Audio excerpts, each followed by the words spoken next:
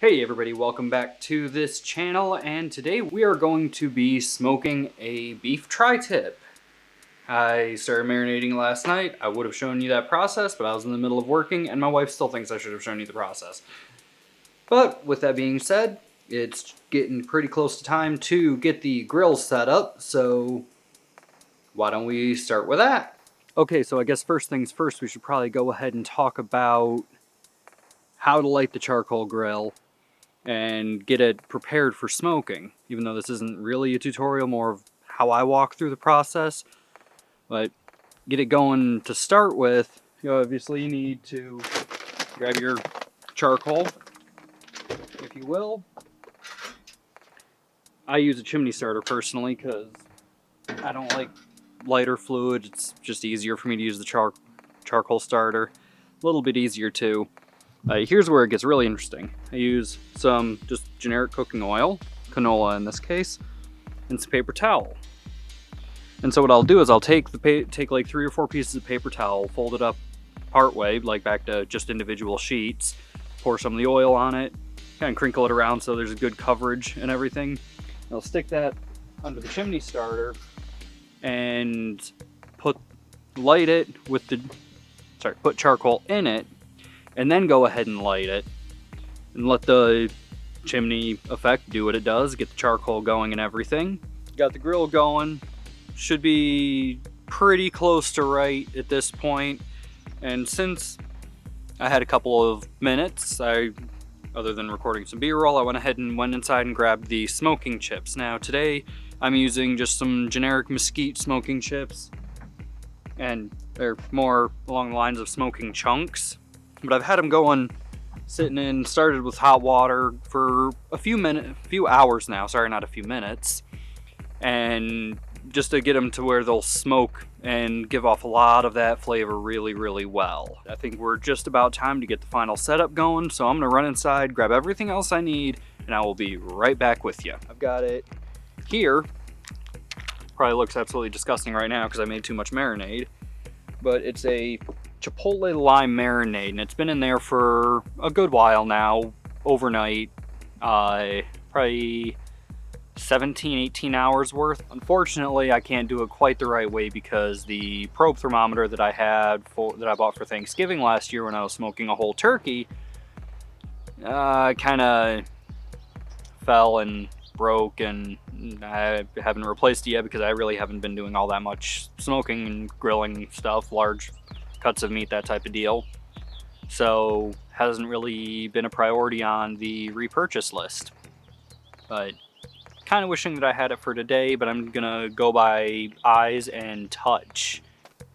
Before I forget, one thing you want to make sure you're doing if for a longer piece of meat or for a larger piece of meat like this is you want to go ahead and you want to make sure that as you pull wood out of wherever you're soaking it, I use a disposable aluminum tray just because it's handy and I don't have to worry about it later. Then you always want to make sure you're replacing the wood in the water as you're going through. So when you take wood out, put fresh wood in so that it can start soaking. It'll help keep things running a little more smoothly, and you won't have to worry about running out like partway through a smoke. We've had it going for about an hour and a half now. It's running a little warmer than I'd like.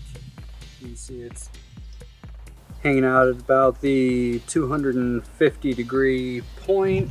You know, so see it's still smoking really, really well. We're looking pretty good, so I'm gonna go ahead, I'm gonna pop it open, I'm gonna pull that chunk of meat, or not the chunk of meat, that stays in there for a little while longer yet. We'll go ahead and pull that burning chunk out, get that doused back in, and I'll rotate through sometimes like that. If I'm starting to have a lot of flare-ups, a lot of the wood catching fire, I'll take it out because it's dried out too much. I'll put it back into the water and replace it with a already soaked piece of wood.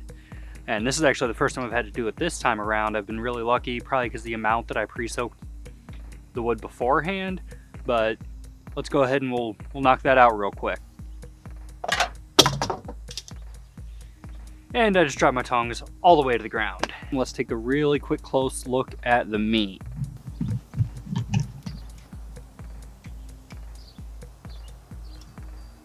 So that's our smoked tri-tip.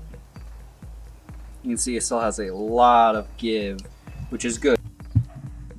Not really running into anything as far as the meat drying out too much or it cooking too quickly, which is really good for when I'm going for these longer smokes, because the last thing you want to do is cook the meat before the smoke has had a chance to really impart the good flavor that it has to offer.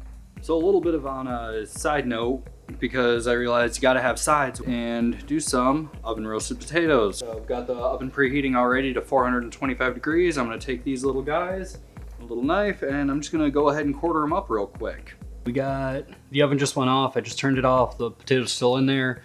Let's see what they look like now that they've been completely, should be perfectly roasted at this point. So let's take one last look at this tri-tip before I think we'll be ready to pull it off the grill. We're still sitting at right about that 200 mark. My good senses got the better of me. We need to go ahead and we need to temp this guy real quick before we actually go ahead and drop it, pull him off. I go in to the thickest part of meat.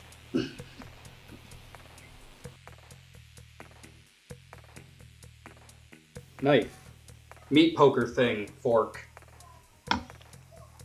and a perfectly smoked tri-tip.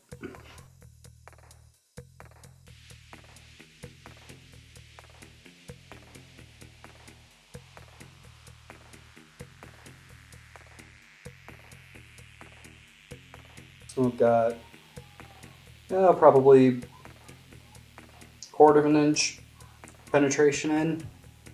So that should be really, really good. But I'm gonna get this guy onto the plate with the potatoes, and I forgot to make a vegetable. And my wife rolls her eyes.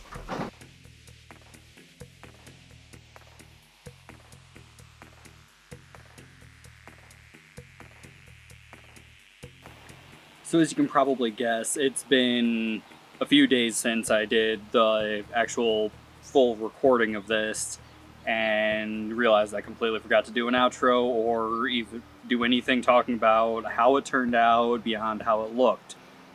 It turned out absolutely delectable. The smokiness kind of overshadowed some of the chipotle and the lime part, and probably could have been changed if I had actually bothered to do the infusion like I was planning on it. Other than that, it turned out really, really well. I'm glad you came along for the journey, and I hope to see you back again on another one of these. So if you liked the video, go ahead, drop a like, hit the subscribe button, and if you could be so kind, destroy that notification bell for me. It taunts me here and there, so yeah, if you can just hit it, make it go away, make me a very happy camper. Until next time.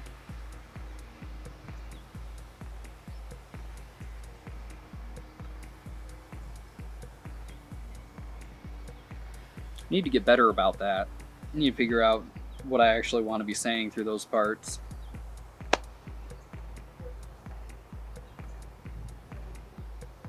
If you're still here, thank you, and I'll see you next time.